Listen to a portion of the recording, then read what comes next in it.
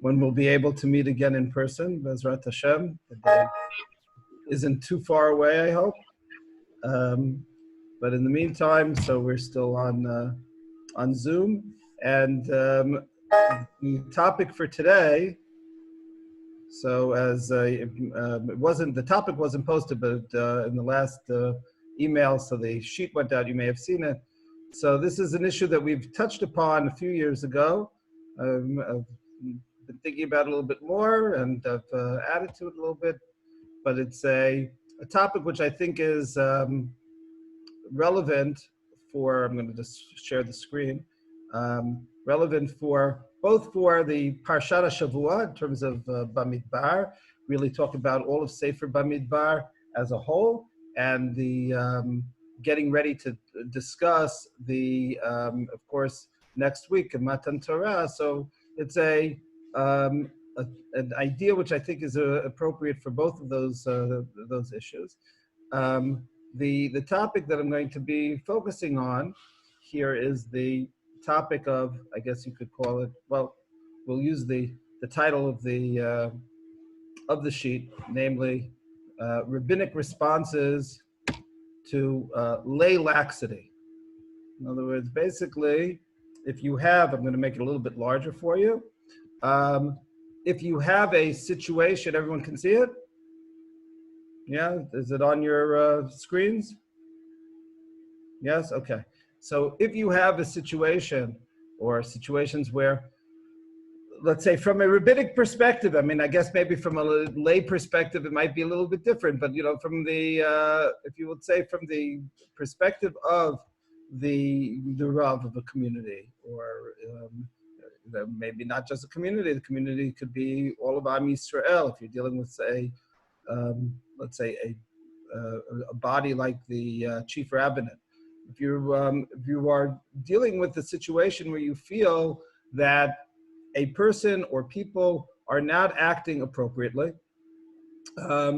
and you have to, or you feel that you need to make some kind of response to that breach, what kind of response should it be? Should it be a tough response? Should it be, do you take, call it teleological considerations into account? What is going to happen down the road, as it were? If you turn a blind eye to the infraction, what's going to happen down the road? If you come down too strong and perhaps drive people away from the community because of your attempt. I'm going to start actually just to give you a sense of, before I do the introduction. The introduction is really from the Sefer Bamidbar. But before I get to the introduction, I want to just give you an example of the type of question that we're going to be looking at today. I hope we'll reach it.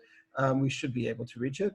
At the very end, the last source that I have on the sheet, I'm not going to look at what his answer is here, but I will talk about what the question is. The question is here. This is Rabbi Yosef in the 6th section of his Yabia Omer, and Yabia Omer are his tshuvot, which are, if you will, the more detailed tshuvot than the Yechavedat. The Yechavedat is a more popular type of tshuva that are adapted from his radio addresses.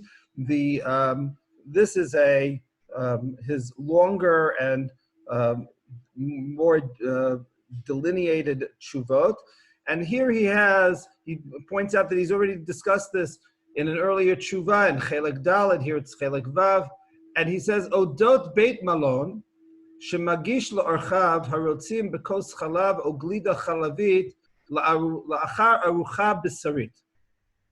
Okay, in other words, you have a kosher hotel, and they have a meat dining room or a meat kitchen and a dairy kitchen, but after the meat meal is finished, if a guest requests some dairy ice cream, they will provide the dairy ice cream in the dining room, and they, they don't check, if you will, their guests' tzitziot, and they don't care if the guest wants to keep kashrut or not keep kashrut.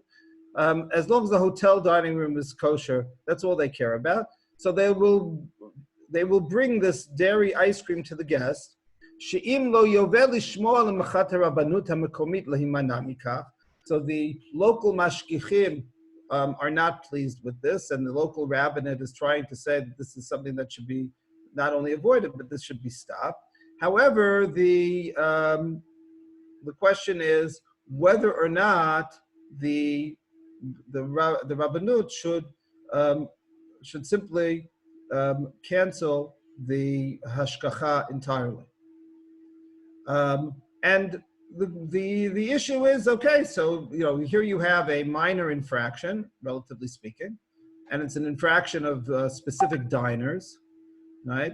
But should we under these conditions say, okay, we're going to have to throw, basically, I wouldn't say throw out the baby with the bathwater, but say if you're not going to be 100% in terms of your in terms of the kashrut, so then it's going to be there's no hashgacha at all. So that's the type of question that we'll be dealing with, and so this is and we're going to see several very interesting tshuvot on the discussion. But first, I want to start with an introduction. An introduction at the very beginning of the sheet here deals with an overview of Sefer Bamidbar that the Netziv in his Hamek Davar has. The Netziv points out something about Sefer Bamidbar, which is a very important idea, which I think really when we are learning the Sefer, right, from now until the middle of the summer, to right before Tisha B'Av, as we go through Sefer Bamidbar, so we should be keeping this in mind. Sefer Bamidbar, I'll take what he said, and then I'll, perhaps frame it slightly differently. Zeh Sefer Nikra Bifnei HaMishnah V'od Chumash HaPikudim. Right, so the Netziv points out that the Sefer Bamidbar is known. One of the names for Sefer Bamidbar is as it is known in the translation, the Latin translation and the English translation. It's the book of Numbers.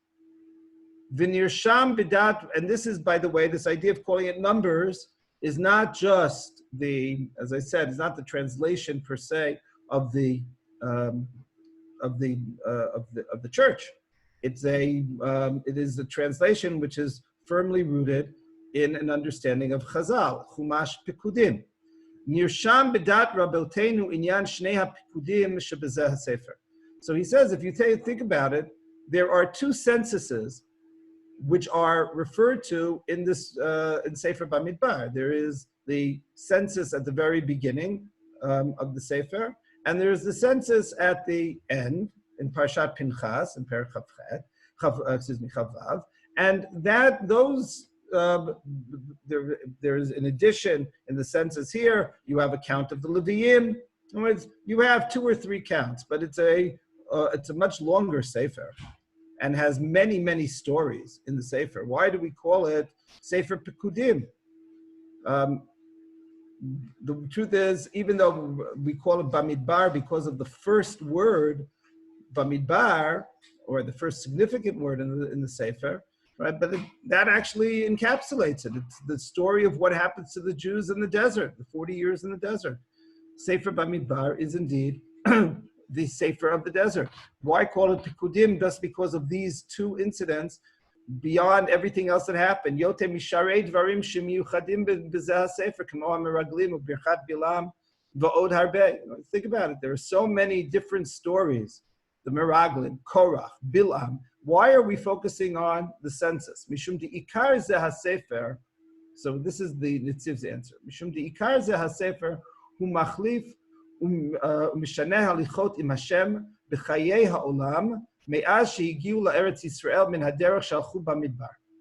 So he says the focus of the Sefer, the focus of Sefer Bamidbar is the transition from a people which is being guided in a very overt and open manner by God directly, to a people that is going to be guided in Eretz Yisrael behind the scenes. Shabamidbar hayu mitnahagim b'midat tiferet shahalach liyamin Moshe, shehu legamrei lemala mahalichot hateva.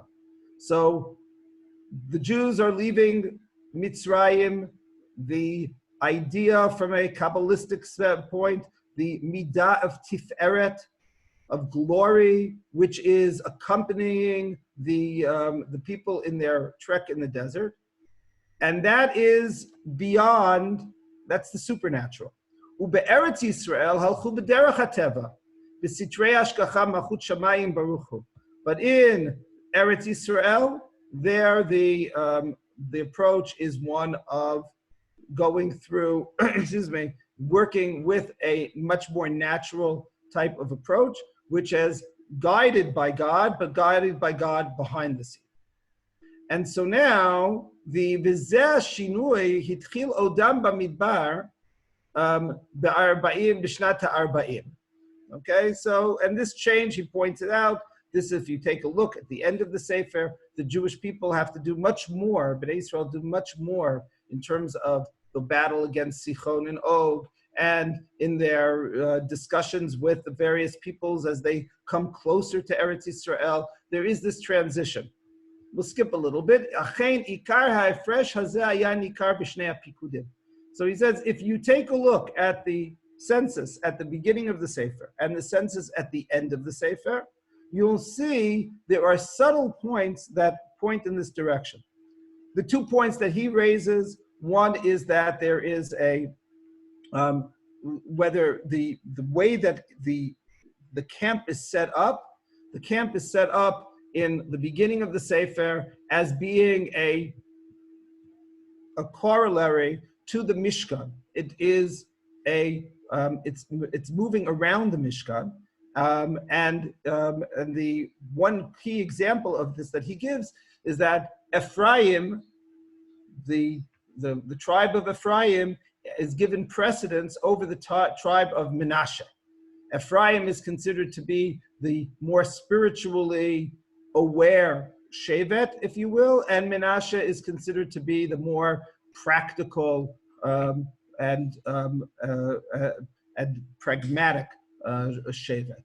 So in the first count, Ephraim is given precedence. In the second count, in Parshat Pinchas and Perek Chavav, so Menashe is given precedence.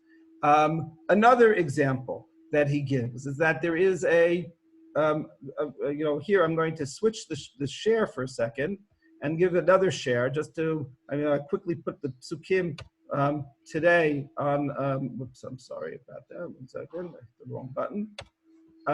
So just very quickly, 1 second.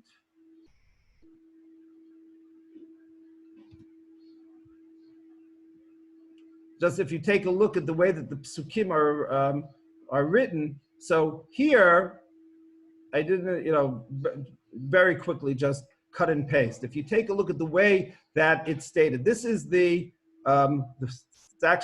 not in the right order. The second one is the one which is at the beginning of Sefer Bamidbar. Su'u et rosh kol adat b'nei Yisrael l'mishbechotam leveit avotam b'mispar shemot kol zachar legulgalotam. It's almost a very festive type of introduction, right? Count the heads of each of the communities of Bnei Yisrael to their families, to their break them down to their households. The names of each person is important. The mispar shemot, the number, but the number of the names, kol zachar legulgalotam. You compare that to the first pasuk with regard to the next count. Su'u et rosh kol adat b'nei Yisrael. Yes, count the heads of all of the members of Bnei Yisrael. Mi ben esrim shana v'mala lebeit avotam kol yotzei tzava b'Yisrael. In other words, basically, it's much more practically and pragmatically focused. The pragmatic need for the count happens in both, but the focus for the count is much more pragmatic in the second count. And in the first count, it's much more of an idea of the, if you will, the singularity of Bnei Yisrael and the importance of each individual in the building of the Machaneh Shechina, the Machaneh of which the Mishkan is at the heart of. Okay, there's a lot more to be said about this. I want to get into the major focus, but that's the idea. Now, it's basically Sefer Bamidbar is a transition. By the way, just as an aside, so when you reach David HaMelech, who's much later, and he's punished for having a census, so he basically just says there, Lech minei et Yisrael ve'et Yehuda. Go count. In other words, there is no su'u et rosh, there's no idea of the individual, there's no idea of the singularity and the importance of each person. Everyone in David's census, people have been turned into, have been turned into numbers, as if you will. But the idea that Bnei Yisrael is supposed to make this transition is at the heart of the Sefer. Where does this come to a fore? So there's a single point in Parshat Bahalotcha where there is a clear transition in the Sefer. It's a pivot moment. It's a sea change even. And that sea change is the point where you have the two upside down nuns in the Sefer, to the point that Chazal even said that those two psukim are a Sefer bifnei atzmo. They are a book in of itself. Vahi binso Aaron, vayomer Moshe, Kuma, and then the next pasuk, uvnucho yomar, and when the Aaron came to a rest. And the question is, what is so important about that transition? And here, the transition is that right after those two psukim, you have the following idea. Vayihi ha'am kimit onenim. The people grumbled. The people had a yearning.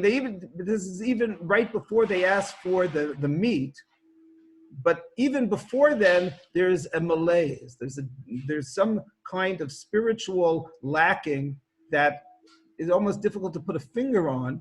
And that, from that point on, for the first generation, it's all downhill. It goes from there to the Slav, and then it's going to culminate with the Meraglim, etc. But it's a question of what's the response to that? And the response to that, when you're at such a spiritual high, because after all, the Moshe is working on the supernatural level at that point. So the answer is, they get punished immediately. Later on, the kind of response is going to be very different.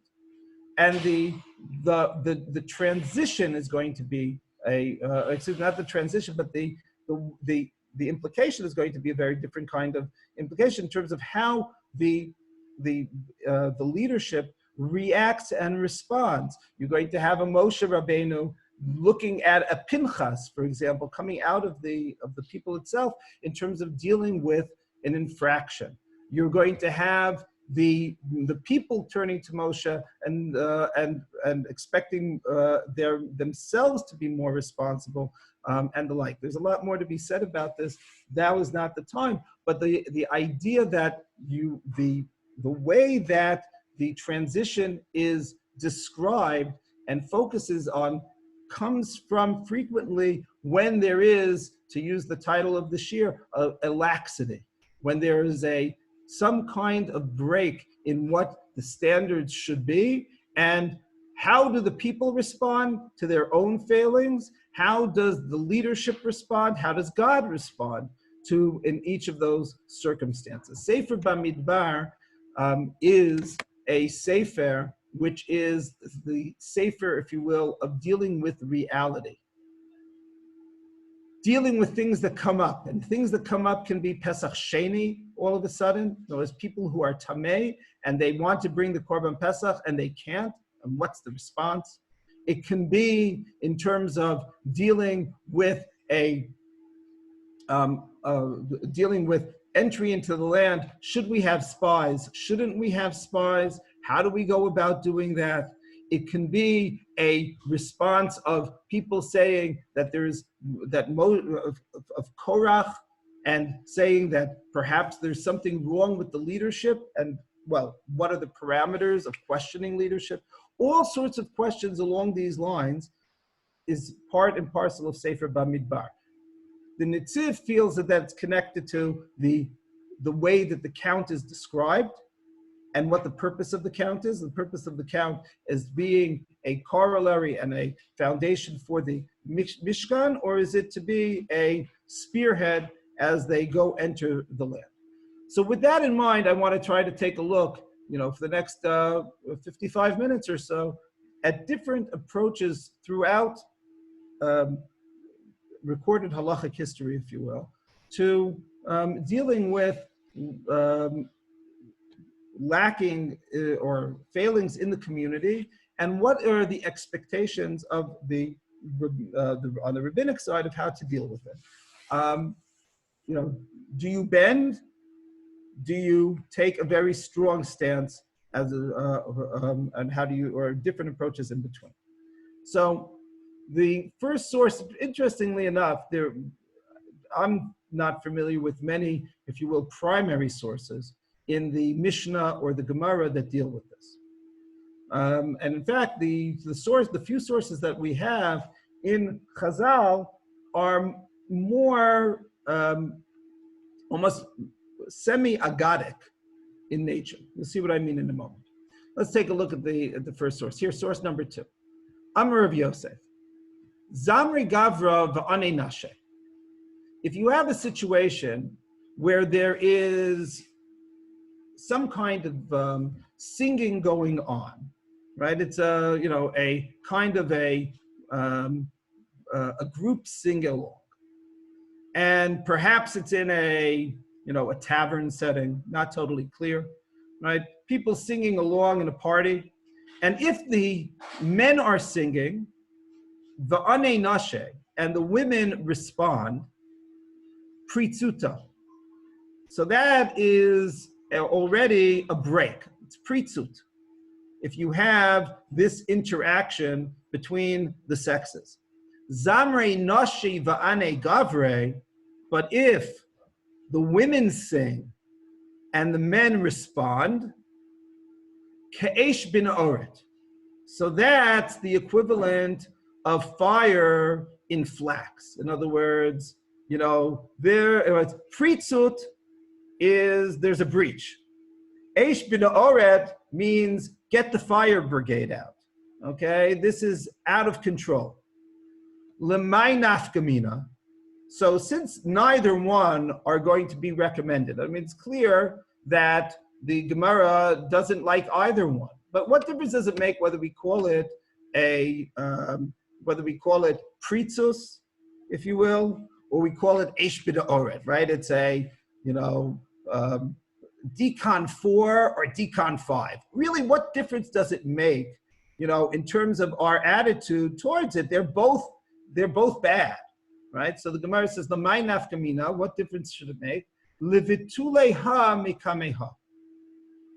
So the answer is, the difference is that I'm going to try to put a stop to something, one before the other. In other words, if I have a situation where I have these, it sounds as though the Gemara is willing to discuss the possibility that I'm going to have if you will, I'm going to mitigate the damage, and I'm going to be willing to accept a minor infraction or a relatively minor infraction if I can put a stop to the more problematic activity. So if I can put a stop to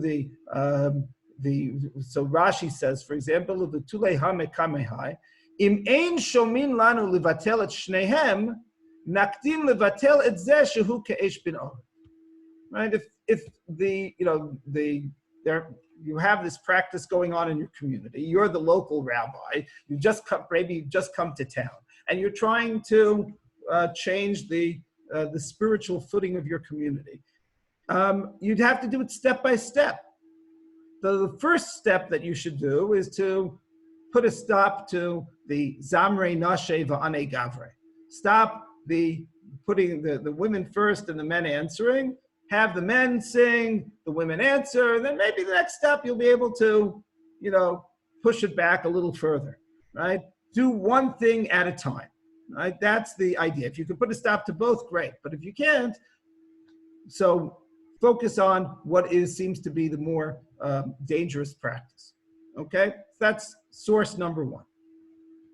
Source number two is a following situation.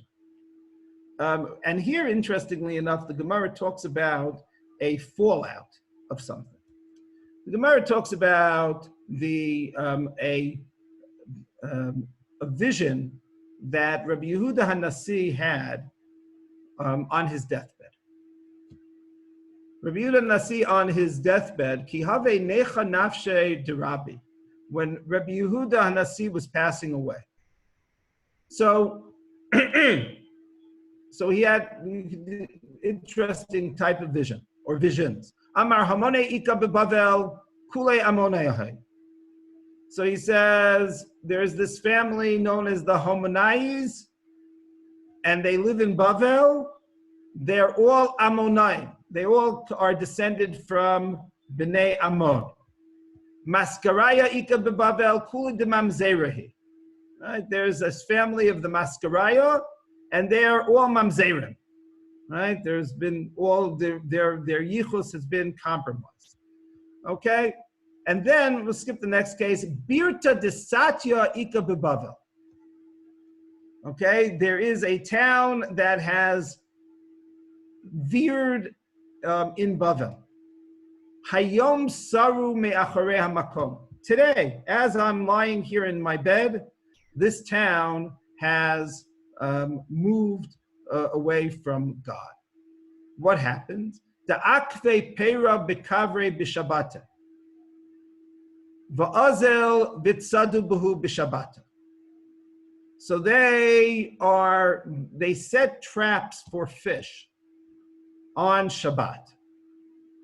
Vishamtu Rab Achi Rabbi Yoshia. In other words, there was this community that, for whatever the reason, the way that they were not scrupulous in terms of Hilchot Shabbat, and perhaps they didn't think that it was a problem, and they set up fish traps on Shabbat, and the traps caught the fish.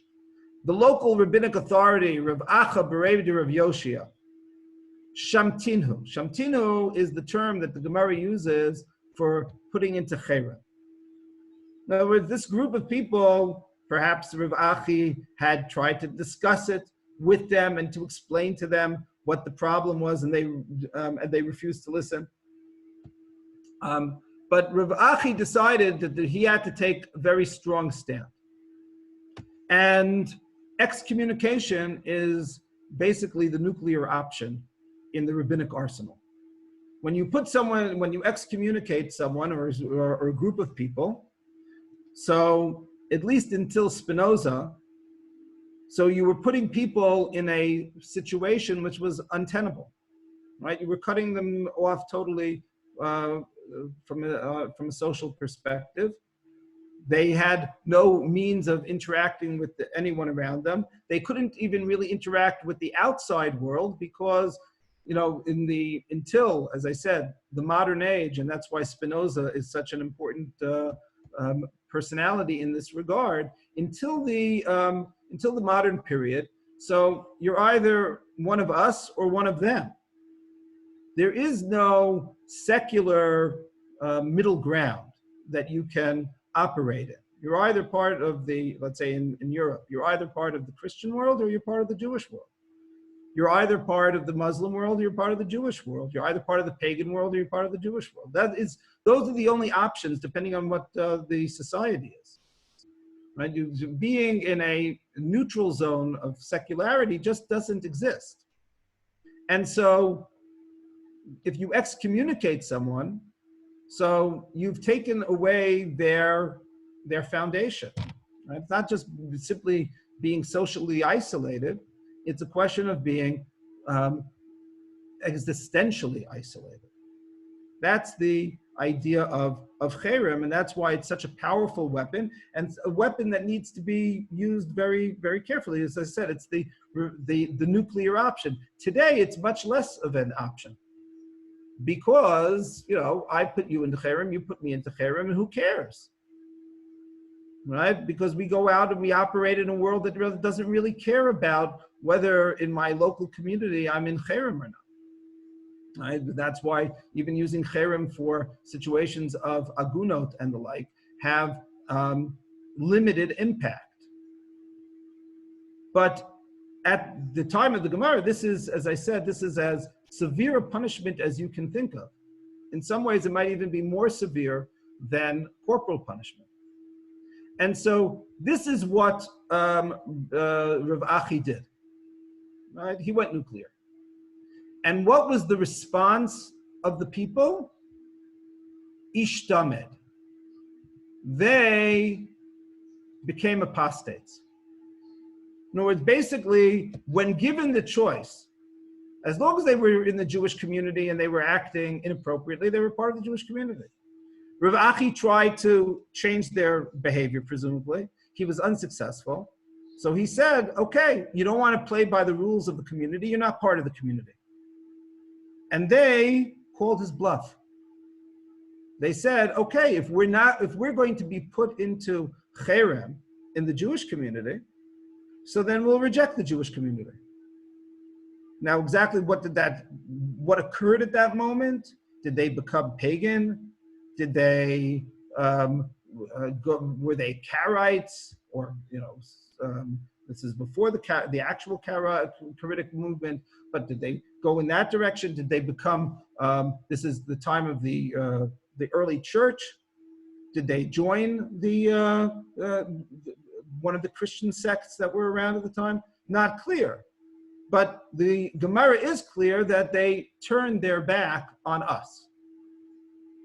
And so this already, the Gemara is already saying here, and this is an important enough for Yehuda Nasi to say on his deathbed, that this is occurring, right? And, Rabbanim are responding, and there's a counter response on the part of the community. And sometimes, the counter response has made the response, it's become it's backfired, right? Or is that considered to be backfiring? Perhaps we shouldn't be concerned with it. Perhaps we should, be Kantian in our philosophy and say we are people that we have our values, our core values, and we're not going to be willing to compromise on our core values. And if someone decides that because of that they aren't willing to stay within the fold, that's their decision. But we cannot compromise our values. Right? The Gemara here doesn't render a judgment. The Gemara just gives the case. The Gemara just simply says they were put into cherem, they were excommunicated, and their response was that they became apostates. The Gemara doesn't say, is that a good thing or is that a bad thing? It just says it as an occurrence, period. Let's move forward a little bit, historically speaking, and now we're in the 15th century. And 15th century in Spain, this is shortly before the expulsion.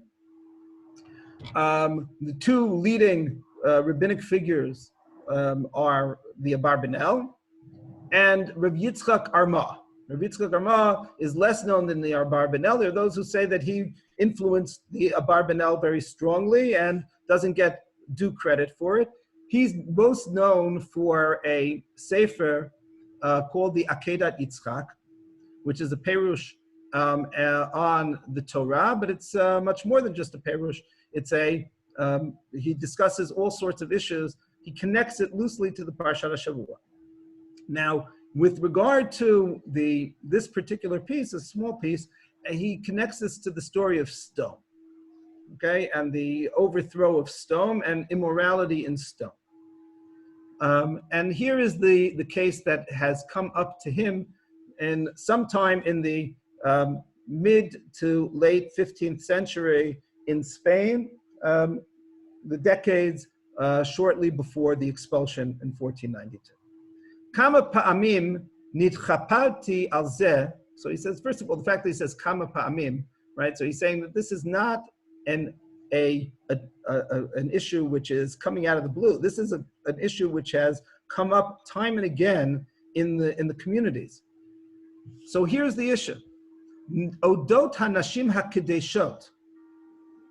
So there are women who are prostitutes, okay? And these women are Jewish women, okay? You have a situation where there is a thriving, we'll call it a sex industry, in the Jewish communities, and the women are from the communities. Now, Haya Isuran Rofef Biad Shoftei Yisrael Asher B'Dorena.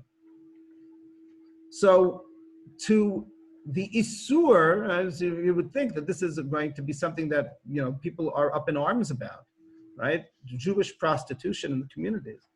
So he says that the considering this as an Isur is Rofef Biad Shoftei Yisrael. It's something that is not being dealt with a strong hand. It's being dealt with very hesitantly in our generation. V'lo od, not only that, ela shekvar ye'otu b'ktzat ha'kehilot liten lahem chanina b'neihem. There are some communities, this is a widespread phenomenon. So in some communities, a blind eye is being turned. In other communities, it's being legalized. Latet lahem chanina. Gam yesh shemaspikin lahem pras mehakahal. There are other communities that go even further and actually are subsidizing the prostitution. Ki amru, why? Kevan shematzilot et haravakim o aschalim mechet isur ish hachamur o misakanat hagoyot. So this is actually the very similar to the argument for the, well, not, there are similarities. I shouldn't say very similar similarities, but to the argument for legalizing prostitution today. Basically, they're saying the following: listen, there are much worse things that are going on. In other words, if you provide the outlet, so then you're going to cut down on issues of adultery. You're going to cut down on issues of people going to non-Jewish prostitution. And it's important to add, which he mentions over here, that mishiavolo isur skila o sakanat sreifa. That if you will either have an isur of skila, meaning from a halachic perspective, it's if a person has relations, if a man has relations with a married woman, so that's a chiyuv mitah, that's a capital offense.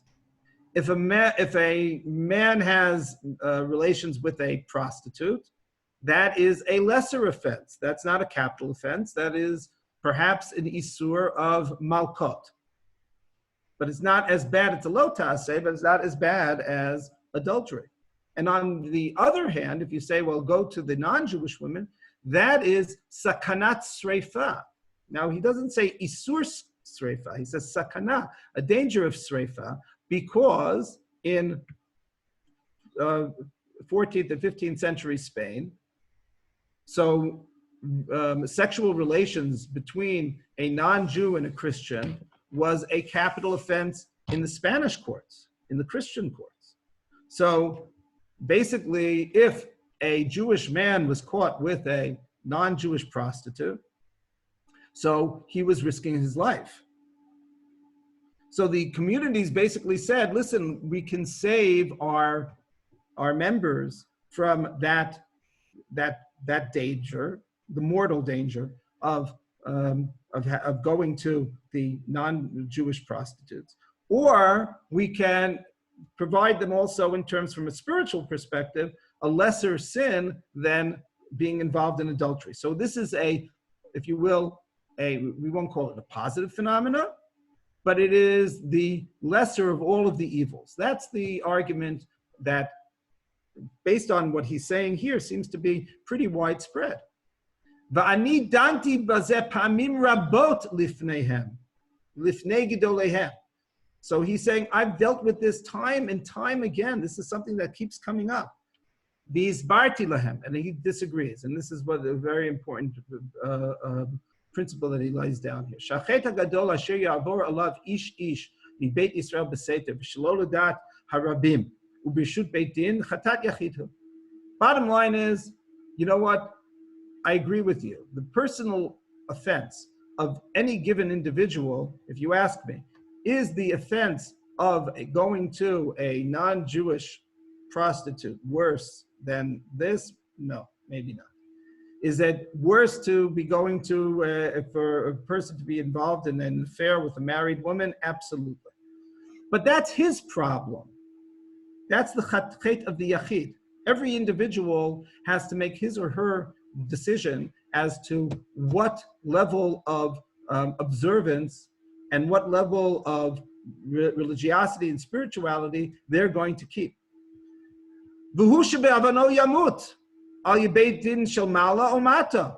And everyone pays the consequences for their actions. Everyone has to make their decision, and you pay the price. However,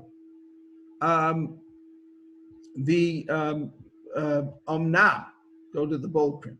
Hachet hakatan kishiyaskimu alav dat harabim v'hadat nitna b'batei dinehem shelo limchot bo hinehu zima v'avon plili v'chatat hakahal kulo.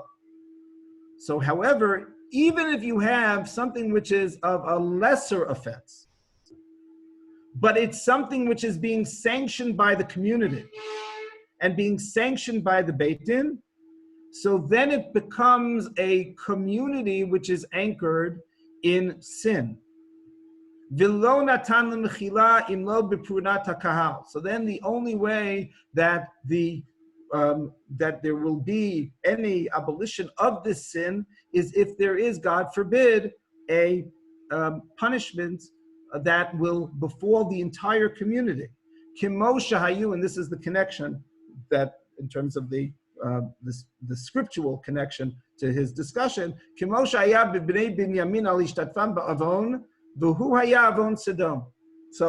that's why all of the Shevet of Binyamin in the story of the Pilegesh Begivah, that's why the entire Shevet is punished, because they knew that these kind of practices were going on and they didn't try to put a stop to it.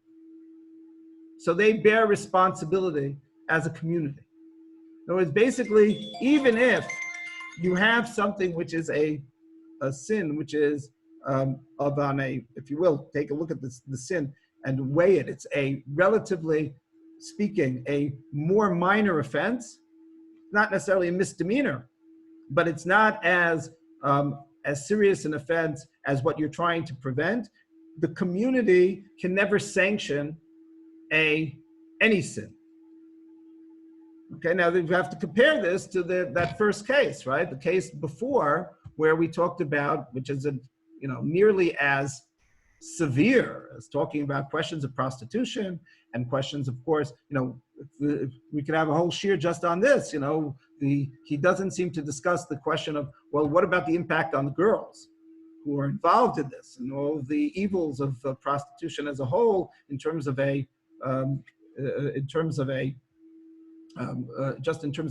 from a societal perspective. That he doesn't seem to get into, right? He's willing to cede that argument, but he's saying it doesn't matter. Just it's the moment that this is something which is considered to be an offense, right? You don't have to say it's worse to have legalized prostitution. It could be better, if you will, from that perspective. But a community that gives sanction to any sin is a problematic community. That's his major argument. Okay, and but how does that compare to the case that we spoke earlier about in terms of what the Gemara said, that if you have two offenses, try to minimize and mitigate the damage, right? So how do you square that circle? Okay, so let's have another case.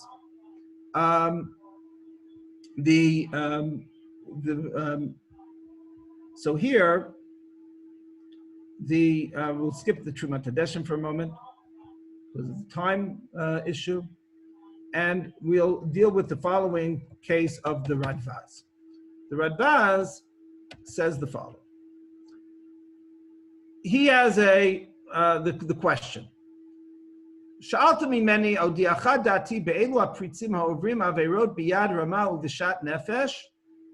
There are certain people who are quite blatant in their offenses. Ukshabayim liyaserotam, and when the Rabbanim come and try to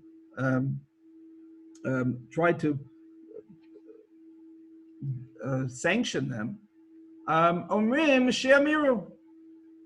So they say, listen, if you punish us, then we are going to leave the community. Now the Radvaz is speaking in the 16th century, and he's in this area of the world, right? He traveled between Turkey and Israel and Egypt, etc. Okay, so he's in this area of the Levant. And so if you're talking about Yamiru, it probably means that they're saying that they're going to become Muslim. Ha'im niyaser otam v'lo nachush olah. In other words, do we call their bluff? Or do we do we back down? That's the question. So here's the tshuva. Kol yamai ani mitzta'er al zeh. Really very, you feel the angst in his tshuva, right? This is something that is deeply troubling to me and has bothered me for quite some time. Ki al kein tafuk Torah, right? If we give in, so then we are in effect letting Torah become diluted. Ve'ein koach lachuf et harisha'im, and we don't have the force to bring the community into line and to bend the risha'im to our will.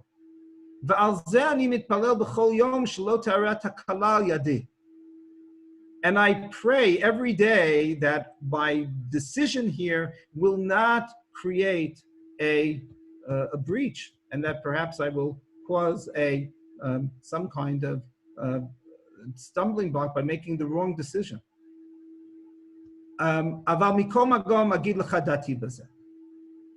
And then he says that, he goes on and says that you have to draw the line. But then he says, I have edited out the particulars, but he said, even though I've said that yes, you should be drawing the line, mikol makom yesh lemanhig hador liot matun b'dvarim ka'ele, lefi she'ein kol anashim shavim v'lo kol averot shavot. In other words, he's saying there is no one size fits all to this kind of decision. You're dealing with different people. You have to understand the sociology of your community. You have to understand the psychology of the individuals who are involved. You have to be dealing with lo kol ha'averot shavot.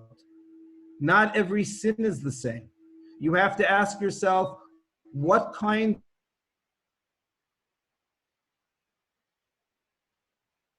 it, or what, I shouldn't say if you don't deal with it and you ignore it, and what kind of situation will occur if you do deal with it. Haketzad, Adam shu ragil ba'averot, uvoteach ba'atzmo b'tanato, ein choshishin lo, v'yeh ma sheyeh, v'na'amid Torah.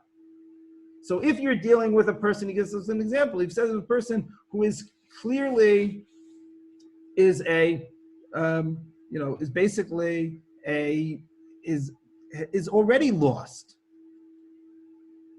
He's a person who has no sense of responsibility to the community. He's going to do whatever he wants regardless. So then he says that kind of person, you really have very little to lose by standing up to him. If he walks away, he walks away. But if you give in, you're going to let him be setting the standard for everyone else.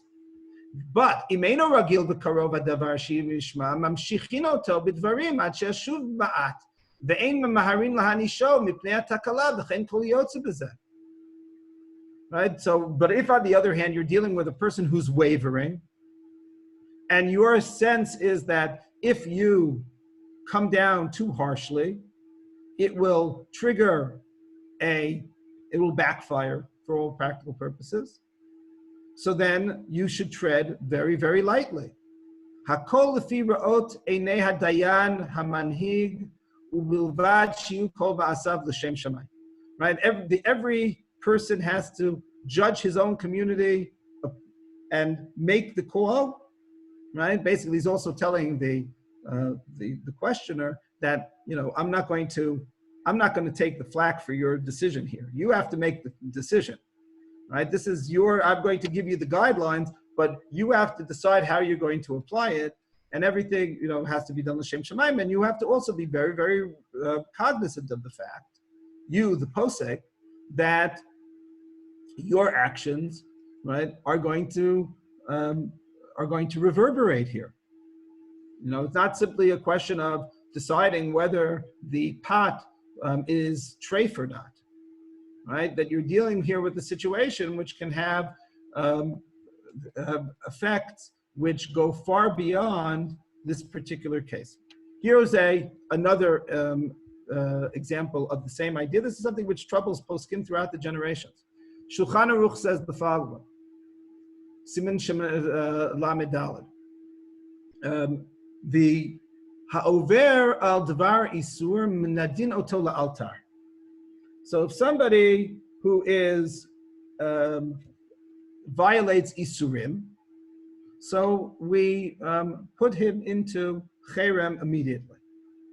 Haga, the Ramah, right? So this is now 16th century, by the way, mid 16th century. The Rabbi Yosef Karo here in Tzfat, the Ramah in Krakow. Uminadin lemishu chayav nidui.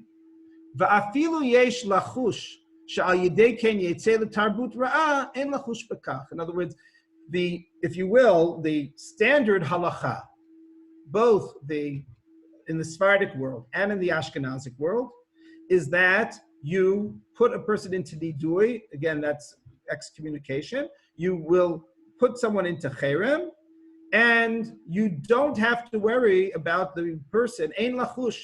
You don't have to worry that this person may go off the derech, as it were, right? This is something, leave the fold. You have to do what's right, right? That's, if you will, if you're saying, what's the halacha? So that's the Shulchan Aruch, that's the Ramah. On these words, the Taz, who is a generation and a half later in Poland, so he says the following: Tmiya li hai milta tuva. He's in the early first half of the 17th century. Tmiya li hai milta tuva. The heich nachush li isur she'oseze v'naviei l'dei tarbut ra'ah chas v'shalom. So he says, I just don't get the Ramah. What is the risk and benefit ratio here? Right? How can you possibly say that we are going to be concerned about this particular isser that he's over? Right? He's violated something. So don't give him maftir yona. Okay, but to put him into cherem, if you think, in other words, if you go with the nuclear option, so this person will leave the community. Right? By the way, I mean, it's still, things are different from a sociological perspective. in Poland and in Holland, but this is about the same time as Spinoza. So here, the Taz is sensitive to it. The Shach, who is a younger contemporary of the Taz, Shabtai Rappaport, is also in Poland, and is in the mid-17th century. So he, in his commentary or his super commentary to the Taz, the Nekudat HaKesef, so he quotes this Taz, number 10. Taz hikshe al harama, v'yesh lidchot kol rayotav. The Taz attacks the Rama, but one can push aside all of his points. Dahacha kevan dedin beit din hu shemenadin otan ein lachush di'im lo ken but la din b'Yisrael. In other words, here you have this idea saying, listen, we have to call it the way we see it. And if we see it as being an Isur which has this penalty, you don't blink. You have to go ahead and do what needs to be done. Because I guess you could say this is the slippery slope argument. If you don't draw the line, Batla din Yisrael. So then you're going to be run roughshod over. You have to take a stand and let the chips fall where they may. And that's what you have to do, because the alternative is worse. If you're concerned that any given person is going to leave the flock because of your actions, so then basically you have no power. Now, this is taken to an extreme, I think, by the Chatam Sofer. Chatam Sofer now we're moving forward historically. We're now in the 19th century. And the Chatam Sofer dealing with, by the way, also keeping in mind that he is dealing with reform, and as many of you are aware, he is one of the strongest opponents of reform, and as opposed to, let's say, an earlier contemporary of his, the Rabbi Yehuda, who is more willing to be open to certain changes. The Chatam Sofer famously, maybe even too famously, because it makes his personality too stereotyped, but the famous quip that he has, that Chadash Asur min Torah, right? Anything new is Asur from the Torah. So here's his particular situation. The question that was raised to him is dealing with a situation where you are worrying about collateral damage. Until now, what we've been discussing is dealing with the person himself, and perhaps the if you will, the sinner will face either face serious consequences. That's the case of the Akedat Yitzchak, or the sinner will turn his back to the community. But what about the collateral damage? Because it's not only the sinner, it's also his family. Right? Even the first concentric circle that you have to look at is the family. And those people, his wife, his children, are not necessarily sinners. Certainly the children aren't. And if you excommunicate a person, you're excommunicating the family for all practical purposes, and you're going to be punishing them. So should that be a factor? So he says, Sarvan va'arvayan ba'almaman le'malan shelo nachush al banav sheyeh tzadikim ve'ech negarshem mehistapech b'nachlat Hashem. How can we chase them away from being, let's say, a quote from the Tanakh, or a paraphrase, how can we chase them from being inheriting their portion in the portion of God? And now he quotes an earlier source, the Maharshal, who is a contemporary of the Rama, also in Poland, and the Rav Shlomo Luria, the Yam Shel Shlomo, very influential person. So he says the following: He sigal tshuvat Rav Paltoy Gaon. So there is a tshuva of the Gaonim going back to the 9th century that the Maharshal in the 16th century, 700 years later, takes issue with. Sheyesh ligzor al eshet hamuchram shelo lechlech lebeit hakneset ulegaresh bana mi beit hasefer. So the Gaon, Rav Paltoi Gaon, dealing with this particular situation, said that not only should the offender be punished, but his wife should be banned from coming to shul. Of course, he didn't call it shul because he was in Bavel, but banned from coming to the Bet Knesset, and also to stop his children from coming to school. In other words, we're going to put maximum psychological pressure on this person by hitting not only him, by hitting his family as well.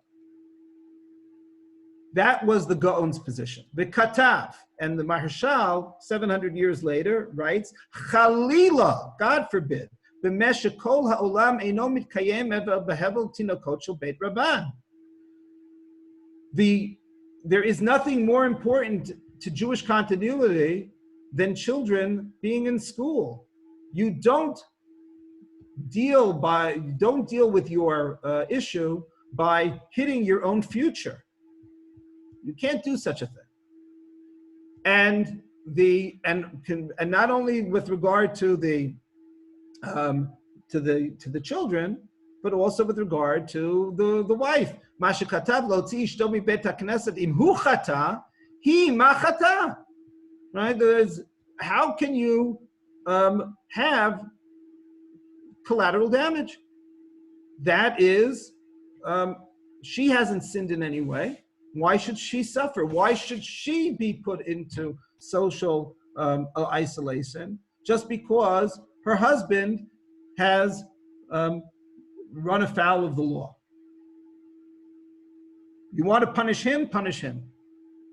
But to punish innocent victims, people who are the innocent bystanders, no. That's the Maharshal's position. Now, if you listen to the Chtam Sofer, again, writing a couple of hundred years later, after the Maharshal, so he's more removed, historically speaking, from the Maharshal than we are removed from the Chtam Sofer, just to put it into perspective, okay? But he's writing the following: Yesh li liyashev divrei hagaon. He's going to come to the defense, of the Gaon. And he says, he brings a source that allows for this, but he says, Alkein, aleinu levatla mi beit hasefer ulegaresh ishto mi beit hakneset shelo yeh lo laharasha shum zchut hamisayo. Was we don't want this Rasha to have any positive point in his favor. After all, his wife is the tzaddiket who goes to shul maybe even every day. His children are the star pupils in the school. So he's getting schuyot. We don't want him to have any schuyot. We want him to be brought down. And he says, what about the children? What about the wife? Ein b'zeh shum hefsed lebanav u'lishto. V'gam l'kiyum ha'olam ha'omed al hevel tinokot shel beit Rabban. Don't worry about that. Why? Dekol ha'mechashev la'asot mitzvah v'ne'enas v'lo asa'o ma'aleh ha'katuv ki'ilu asa'o nimtzu schar ha'isha v'habanim v'shel kol ha'olam mamash kol chach. No, it basically says, listen, it's okay. The children, the wife, the scorekeeper in the sky, as it were, isn't going to hold this against them. They're going to continue to have their schuyot because they want to do the mitzvot. They're just not allowed to do the mitzvot. There's a barrier that we're placing in their path. So that is going to not be held against them in the court b'shamayim. Right? Very, very, very radical statement in terms of his idea. No, basically he's saying we have to cut out whatever evil as we see it, and whatever price we have to pay, we'll pay it. he does draw the line on one thing. He says, "Mikol makom yesh ladun b'didon didan sheyesh lanu lachush al banim ktanim debahad lo shayach lomar shelo yafsidu im lo imitmeu ben hanochrim chas v'shalom." So he says, listen, there is another aspect I have to take into account. The aspect I have to take into account is that, God forbid, the children who are now going to be taken from school, from the cheder, and they're going to be put into a Catholic school. So these children are going to, and this is what's beginning to happen in his lifetime. He's a contemporary of Mendelssohn, so he's a slightly younger contemporary. So he's basically saying, you're going to have a situation where the children perhaps will convert to Christianity. They're going to convert to Christianity, so then maybe I'm willing to draw the line if you're afraid of that going to happen. Or if the risk is that they're going to leave the fold entirely, so then maybe it's not worth it, right? So but his basic position is that if this is the din, this is the din. So I want to very quickly, in the few minutes that are left to me, look at a few tshuvot of Rav Moshe Feinstein, where he, in a different kind of milieu, in the mid 20th century, mid to late 20th century, he's dealing with the issues that are facing communities in the modern Western world. I don't have time to go through all three of them right now. I'm just going to take an example here. So he says with regard to, and you can see the line that he draws. Okay, here is the two cases that we're going to deal with. One, as you can see, it's dated in 1963, Tafshin Chaf Gimel. Here's the Shaila. Hine b'dvar cheder hanikra ulam misibot, social hall. Okay, so we're talking about a social hall in the shul. Shenibneh gam ke'dachad gag echad im cheder shenityached lebeit hakneset litpalel sham. Pashut she'ein alav sham kedusha u'muturim lasot sham divrei chol. So first of all, he just says from a halachic perspective, you shouldn't think that this has any kedusha. You can have parties. You can have whatever affairs in the that you'd like in the social hall. L'sachek b'klafim. However, how about card playing? Ubingo, uchidome. Right. So you're going to have bingo and cards, etc. Poker parties. The socials getting along. Remember, it's the early 60s, and you think about what the social halls of shuls are like in various American communities. So he says, bingo isn't exactly asur. Barur hem dvarim mechuarim b'chol makom shahel. V'gam hu k'moshav leitzim. So this is something that you shouldn't be too keen on as a rabbi to be having in your community. Uvidvar rikudim. However, with regard to dances, right? This is an Orthodox shul. And so now they have a social gathering where the shul is sponsoring a mixer in the community. And part of the mixer is going to be mixed dancing. Bachurim uptulot v'tarovo hu davar ha'asur. However, if you're talking about sponsoring a mixed dance, in your shul, right? So this is something that, I don't think of any Orthodox shul today would even begin to think about, but this is the reality in the 1960s when the conservative movement is ascendant, and the assumption is that the future of Judaism is with the conservative movement and the reform movement, and Orthodoxy is fighting a rearguard action. So now Orthodoxy doesn't want to lose anyone. So you're going to have these mixers in the shul.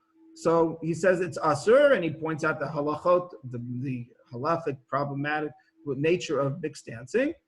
V'lo shayach lahatir ze gam lefi tanat achadim shem lo yisteru lehem rikudim b'social hall yelchu lamakom shemiuchad meha'ir l'raked sham. They say, listen, we have our youth, right? If we have this activity, they'll have their dances in the community. They'll stay within the community. They'll marry within the community. If you don't have the social outlet in the community, they'll go elsewhere. And that's much worse. He says, no, that's a line you can't draw, that you have to draw. You cannot, this is along the lines of the Akedat Yitzchak, obviously.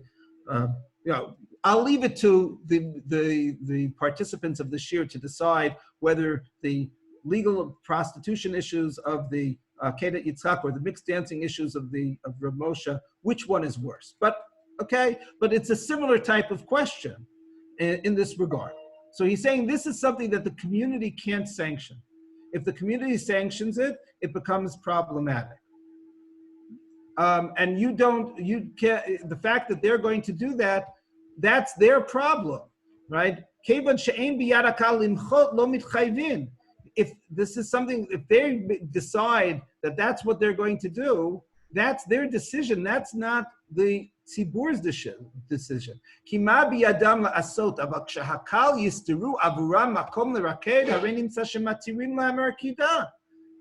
But if we, in your community, you make the arrangements to allow for it, not only to allow for it, but to provide the services for it, so you are actively abetting the Aveira, and that's the line that you can't do. Right? That's a very important point that he's making, that you cannot be the facilitator for an Aveira, even if the Aveira, relatively speaking, is the lesser of the evils that are involved. Very similar in this regard to the psak of the Akedat Yitzchak, which preceded him by about 500 years. An earlier tshuva, which number 14 here, where he says the following: it's a tshuva that's sent to Mexico City, and there the Jewish community has just put up Dvar HaSport Center, Yehudi Sheniftach Mexico. Okay, so you have the local JCC has put together a Jewish community. The federation has a sports center. Asher mevashlim sham nevelot v'trefot l'shkatzim v'ramashim, but it's not kosher. The Jewish community center, which is not kosher, uchvot tarato yachol lif'ol shiachshiru hamakom. So the Av Beitin can, in the community, can influence, he's able to stop it in the sense that he can make sure that the community center becomes a kosher institution. However, there is a condition. Tanai she'anichu otam litein l'mi she'rotzeh lishtot chalav v'glida kara hanaset mechalav achar aruchat basar. Right? The condition is we will make sure that the kitchens and the dining rooms are kosher. Everything is kosher. But we are not going to be mashgichim for the practices of the individual members. If they want to be eating ice cream after a meat meal, we'll provide the ice cream for them. We're not going to tell them, no, you're fleishik now. You can't have the challah. That's the condition. Right, and then presumably it's the same dining room. It's not that somebody's getting up from the meat dining room and walking into the dairy dining room. It's that at the table they will be given, in the dairy dishes, they'll be given the dairy food. So is that a line that you're going to do? Because basically you're knowing that you are allowing for this kind of behavior. So he says, no, this he believes is a line that should not be crossed, that can be crossed. It says, "Harei ein hashgacha v'hechsher ha'banim al hanashim hamochrim lahid she'em tzadikim." What's a hashgacha? Hashgacha is not trying to tell people that the people who are partaking of the food are tzadikim or not, right? Everyone knows that there are people who are observant. There are people who aren't observant. אלא שרבנים יראו וישגיחו על המקום שהדברים שמוכרים שם יהיו דברים כשרים שימכרו לאוכלים רק באוכלי בשר כשר. So he says, this is the type of thing that you have to make sure that for the person who wants to have kosher, and for the community, you will create a situation where people can keep kosher. In other words, the difference between this case and the previous case is whether are you the facilitator or are you the observer who is turning a blind eye. To be a facilitator, that you can never be a facilitator. To be a facilitator of Aveira, even if you think that by doing so you're preventing a greater evil, you still can't facilitate Isurim. That's a line that you can't cross. To create a situation where you are lessening the Isur which exists, and you are, as a result, allowing people to have a choice, even though you know that some people will make the wrong choice from our perspective, that is a line that you can cross and you can allow. So he says that in this particular case, you can have the hashgacha. It's just that you have to make it clear that what you are. He continues and he says that it has to be very clearly marked in the what the hashgacha is applying to, what the hashgacha is not applying to. Again, so that people shouldn't come to the conclusion that the Rabbanim are allowing for a particular practice. Similarly, by the way, this was getting back to that first tshuva, and I'm with this. I'll close because I'm already I'm over time now. Is that with regard to the hotel that the Avadia was dealing with, he says very similarly to Rav Moshe. Nira shebenidona kashrut v'hashgacha b'batei malon bizman hazeh ein safek klal shebevadai tzarich lahamshich hashgacha v'hakashrut. You should definitely not rescind the hashgacha because they are giving the ice cream to the patrons of the hotel. Shaharei hadavar mefursam shetayarim rabim haolim michutz laaretz mitachznim b'batei malon elu. Right? Halavai Bezrat Hashem will get back to this, where the hotels are full. Ve'ein lahem makom acher laharacha. You have tourists, they're coming, and they expect or they understand that the hotel is kosher.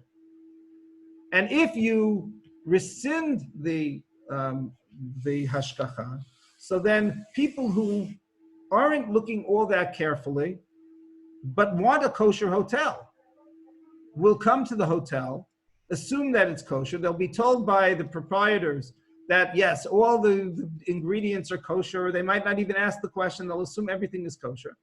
And it won't be kosher anymore because the Rabbanut walked out. So here again, you don't have to go and stop every infraction that might be going on in the premises. That's not your role. Your role is to provide a hashgacha for those people who are interested and to make sure that that there aren't people who will inadvertently eat non-kosher because they are assuming that the premises are kosher when it no longer is because the Rabbanut left. And he says, however, I'm aware that there are people who disagree with me. Ra'iti liyedidi nafshi, to my beloved friend Rav Oldenburg, and shehala sheyesh lahasir hashgacha mitzad harabbanut. So he was of the opinion that you should remove the hashgacha, right? So it's not a open and shut case even today, as many of you may be familiar with. This question still keeps coming up. The ani al mishmarti amoda, but Rav Avadia is not one to back down, and he says no, and I'm willing to stand my ground on this one, but I understand that there is the dissenting opinion. So basically, right, through the generations up to this very day, and new questions come up all the time. These type of issues are very much a part of our scene, and the question of how to be dealing with a lack um, of, of scrupulousness in terms of keeping mitzvot. Should we be coming down hard? Should we coming down with a more bending type of response? So I just want to finish where we began earlier, namely with the idea of the Radvaz. Kol yamai ani mitzta'er al zeh. This is something which is so terribly difficult to come to strike the right balance. And hakol lefi ra'ot einei hadayan hamanhig u'vad shiyu kol ma'asav l'shem shamayim. Okay, it was wonderful being able to be with you again, and look forward to being able to have the shiur in person very soon. Amen. Scott. Shabbat shalom. Okay, kol tov, Shabbat shalom.